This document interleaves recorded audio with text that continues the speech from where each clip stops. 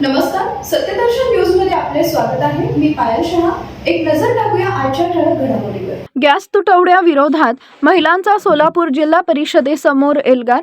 घरगुती गॅसचा तीव्र तुटवडा आणि सरकारच्या चुकीच्या धोरणांविरोधात अखिल भारतीय जनवादी महिला संघटनेच्या वतीनं 8 एप्रिल रोजी जिल्हा परिषद पूनम गेट इथं आंदोलन करण्यात आले. संघटनेच्या राज्य अध्यक्षा कॉम्रेड नसीमा शेख व जिल्हा अध्यक्षा शकुंतला पाणी बहते यांच्या नेतृत्वाखाली हे आंदोलन पार पडले. या आंदोलनात महिलांनी प्रत्यक्ष चूल पेटवून स्वयंपाक करत आणि त्याच ठिकाणी जेवण करून सरकारच्या धोरणांचा तीव्र निषेध नोंदवला. गॅस नाही तर चूलच पेटवू असा निर्धार करत महिलांनी आपल्या संतापाला वाट मोकळी करून दिली. या प्रसंगी राज्याध्यक्षा कॉम्रेड नसीमा शेख यांनी आक्रमक भाषण करत सरकारवर जोरदार टीका केली आहे. आंदोलनादरम्यान महागाई कमी करा, गॅस पुरवठा सुरळीत करा अशा घोषणा देण्यात आल्या.